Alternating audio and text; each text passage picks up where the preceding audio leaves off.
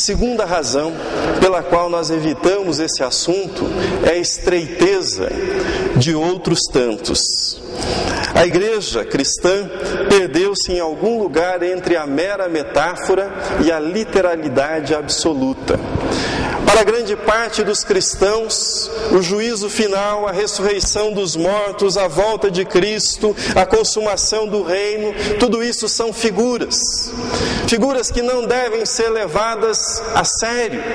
Nós devemos continuar a nossa vida sob este sol, sem nenhuma expectativa de término, de consumação, de realização do reino de Deus. Essas passagens não são mais do que metáforas.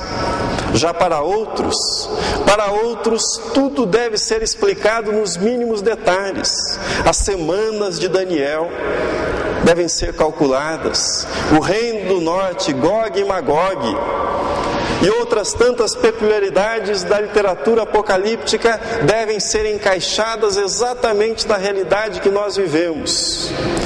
Quer sejam aqueles que tratam tudo como metáfora, ou aqueles que abusam dos cálculos e dos detalhes, o fato é que a estreiteza dos métodos e dos intérpretes fazem com que nós descuidemos de uma mensagem que é central no Novo Testamento: a volta de Jesus, a consumação do reino de Deus. Mas se há aqueles que deliram, se há aqueles que tentam fazer a palavra de Deus caber na estreiteza dos seus métodos, há aqueles que se acomodam. E muitas vezes nós estamos entre aqueles que se acomodam. Há aqueles que criaram raízes neste mundo e não conseguem imaginar um outro mundo ou uma outra realidade além desta.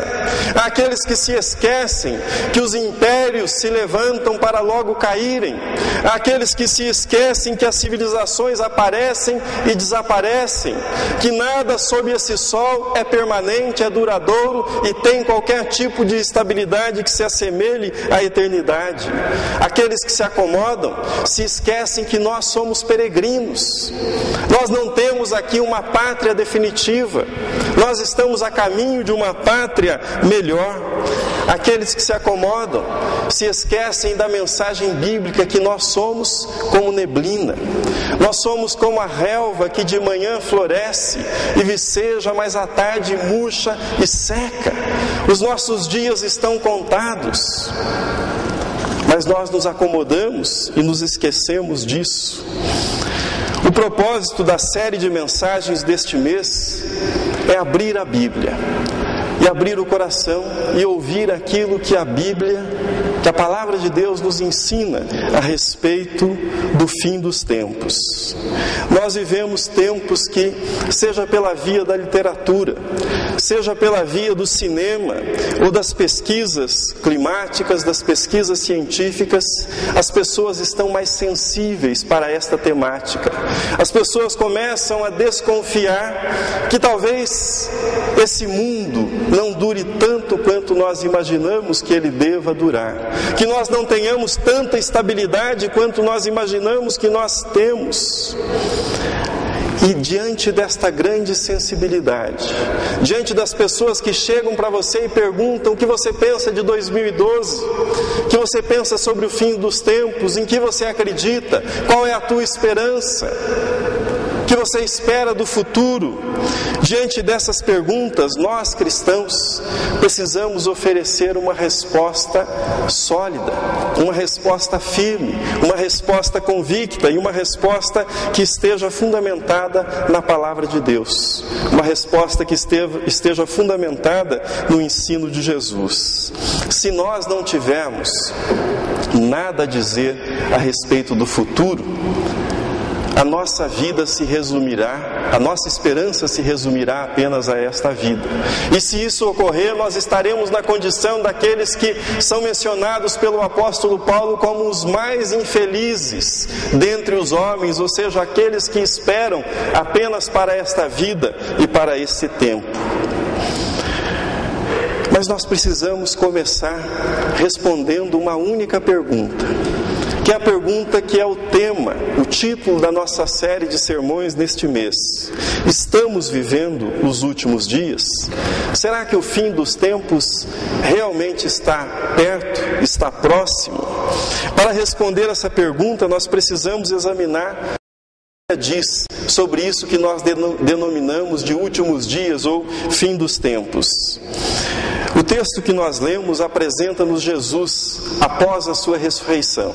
O texto nos diz que Jesus permaneceu 40 dias com os seus discípulos. E nesses 40 dias ele falou a eles a respeito do reino de Deus. Ensinou-lhes durante esses 40 dias.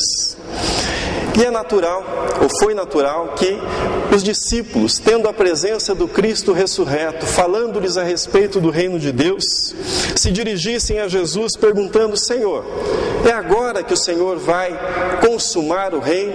É agora que o Senhor vai restaurar o reino a Israel? Que, em outras palavras, significava perguntar: é agora que serão cumpridas as grandes profecias do Antigo Testamento? As grandes profecias a respeito do dia do Senhor, da consumação dos tempos? E Jesus, voltando-se para os discípulos, respondeu-lhes: não vos compete conhecer tempos ou épocas que o Pai reservou para a sua exclusiva autoridade. Jesus estava, nesse texto que nós lemos, na verdade retomando algo que é mencionado em Mateus e Marcos e que ele dissera nos evangelhos de Mateus e Marcos: mas a respeito daquele dia ou da hora ninguém sabe, nem os anjos no céu, nem o Filho, senão o Pai. Isso Jesus já dissera aos discípulos e agora ele repete em outras palavras. E Jesus termina dizendo: vocês não sabem o tempo, mas vocês receberão o poder do Espírito Santo, que virá sobre vocês. E recebendo o poder do Espírito Santo, vocês serão minhas testemunhas em Jerusalém, Judeia, Samaria e até aos confins da terra.